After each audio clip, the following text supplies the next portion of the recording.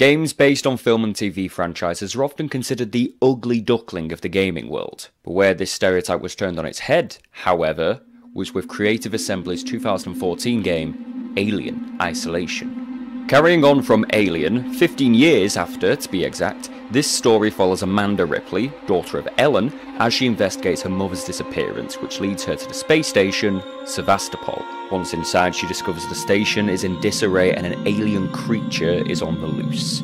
The game has no effective weapons to use on the monster and as such emphasises stealth, requiring the player to avoid and outsmart enemies in order to survive. It makes you feel powerless, where danger is around every corner and you're always on the brink of a grisly death. It runs on an engine built entirely around the aliens' hunting AI and the atmospherics to create a more intense experience. You don't play this game for a high score, you play this game to be scared. Oh, don't fucking do that! Oh, the bread! Dylan! The bit. Ah! Every time we are. Ah!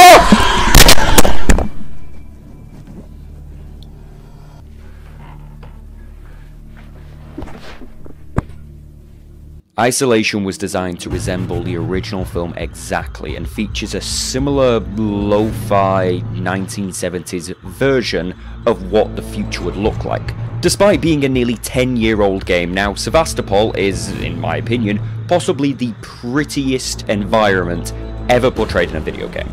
The cassette futurism on display is perfectly translated from the 1979 original, as are its feelings of claustrophobia and panic horror that film did so well. As far as movie-to-game adaptations go, you're going to be hard-pressed to find anything that translates it better.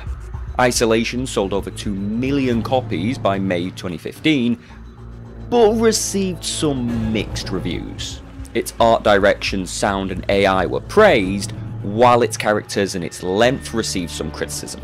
It was described as unnecessarily long, unforgiving and repetitive to play. To which I say, welcome to survival horror, you utter heads. After the game came out, several DLCs were released, adding everything from extra survival modes to some straight up adaptations of the original film, with all of the OG cast returning. Man, okay, Alien Isolation is a complete love letter to Ridley Scott's original, and you will be hard-pressed to find any fan who doesn't hold it near to, if not on par with the original movies. Well, the first 4. 3. 2. Still, though, even though sales and reviews could have been a bit better, Creative Assembly said a sequel was promising, and even ended the game on a stinger. But that was 9 years ago now. The year is 2023, and we are still waiting on our sequel to Alien Isolation. Technically. There have been continuations of Isolation's plot, just not the ones we've been expecting. And so I'm going to run through each of them with you now in this video. And these will be in review format. I'm not just going to read out the Wikipedia articles to you for them, so be warned, this video contains opinions. Shit, shit, shit, shit, shit, shit, shit, shit, shit, shit, shit, shit, shit, shit, shit.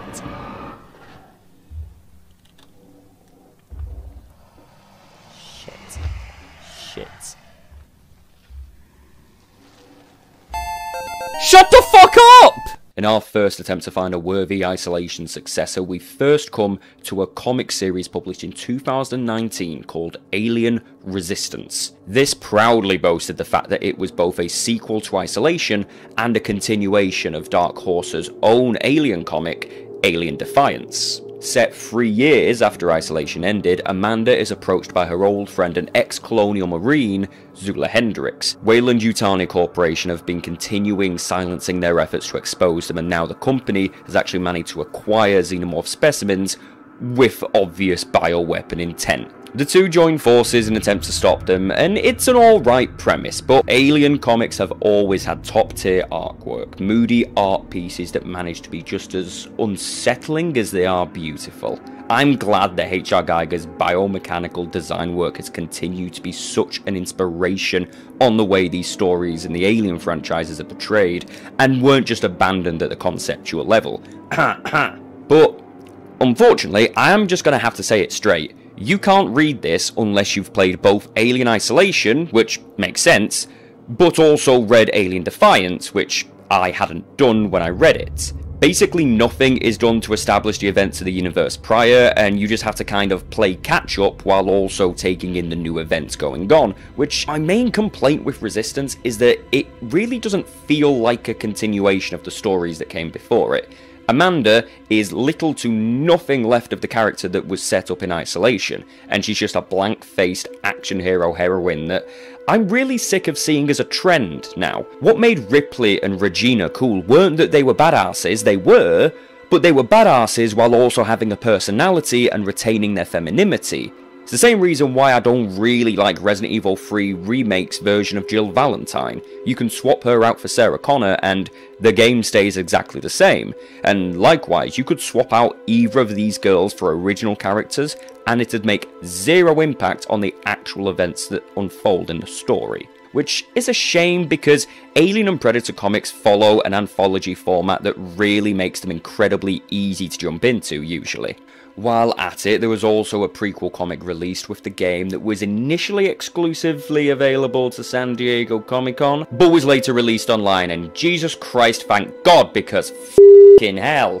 It acts as a prequel to the game and chronological several different people's stories early on into the xenomorph outbreak on board the Sevastopol. And in April 2018, artist Tristan Jones tweeted out artwork from a pitched graphic novel sequel.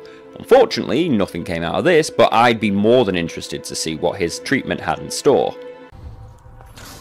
Oh! Just go. Okay, in the vent. Get in the fucking vent! Get it! Shut up! Get in! Oh my god, get in the vent! I'm going to have an aneurysm! Fucking hell! Please just get in the vent! Please! Please get in the... Fine, we're going the long way around, I guess. Fuck you! Christ! What the fuck was that? And so, moving on, not long after the lukewarm attempt to bring Amanda back, we then actually had a follow-up game published shortly after. Alien Blackout takes place immediately after the events of Alien Isolation, where we find Amanda Ripley cramped inside the air ducts of the Mendel space station. It's unknown how she got here from floating in space at the end of the last game, and what's also unknown is how the hell yet another xenomorph survived and is there with her. But as good, or bad, luck would have it, a ship docks with the station and a high-ranking member of the Yutani family enters, and then it's up to Amanda to help him out. Upon official announcement, there was a backlash, with the trailer sitting on D3Go's YouTube channel currently sitting at over 30k dislikes.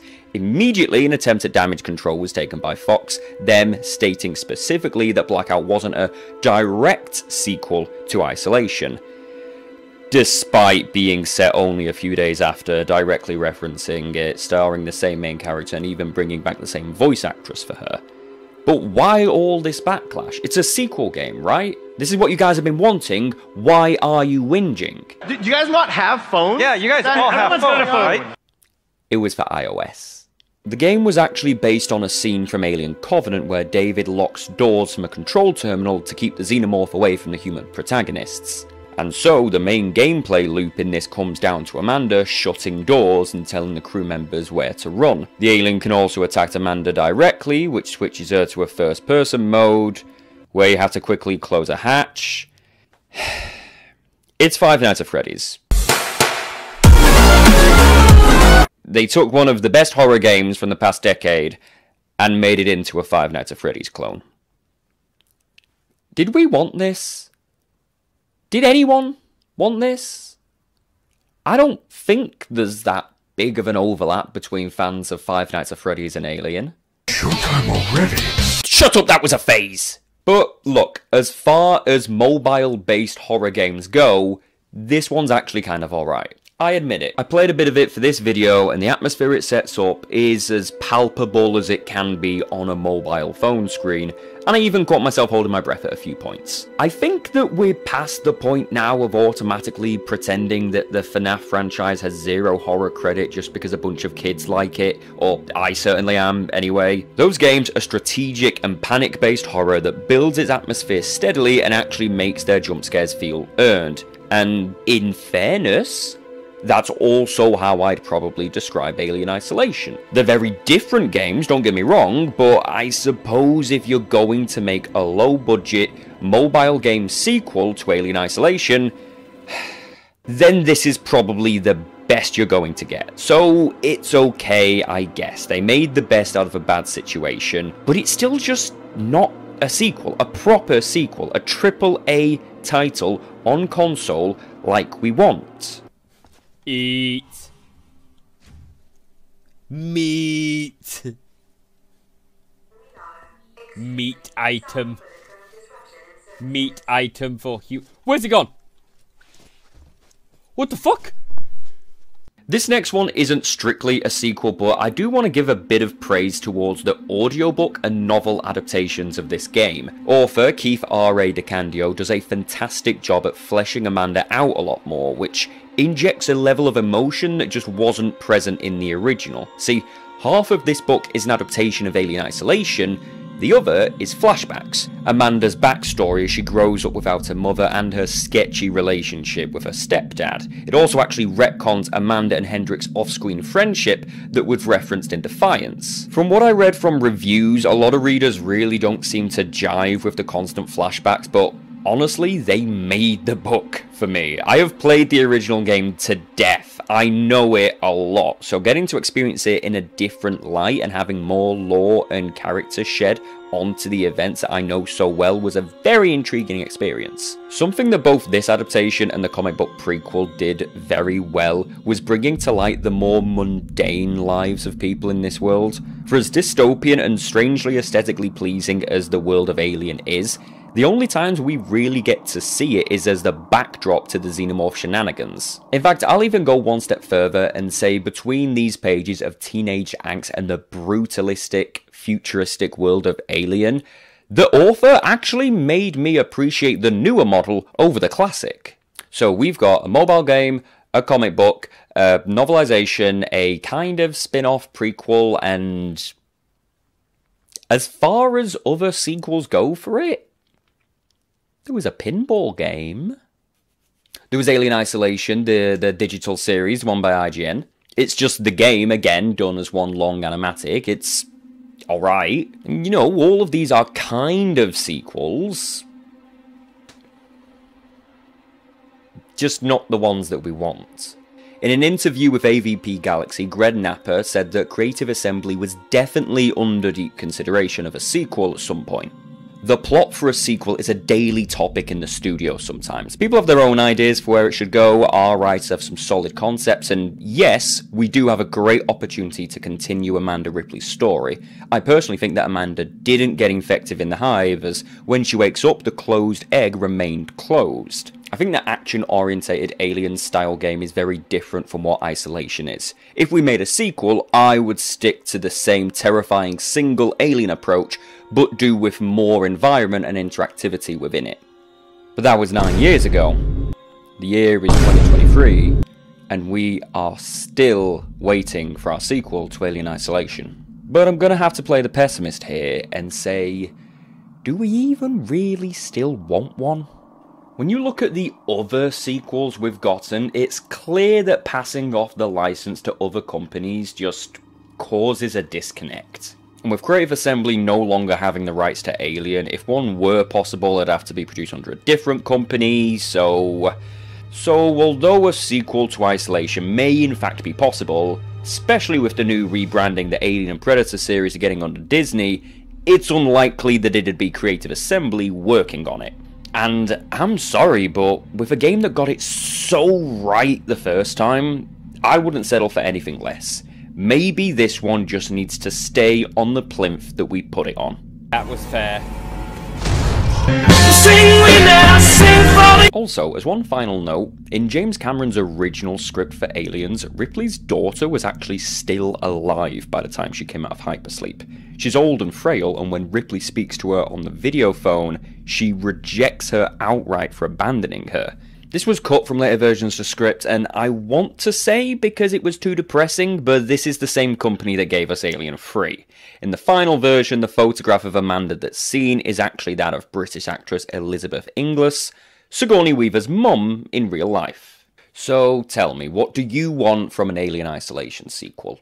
Personally, I feel that continuing with Amanda as the same character can risk lessening the impact of the trauma she went through in the first game and undermining her mother's future struggles with the xenomorphs.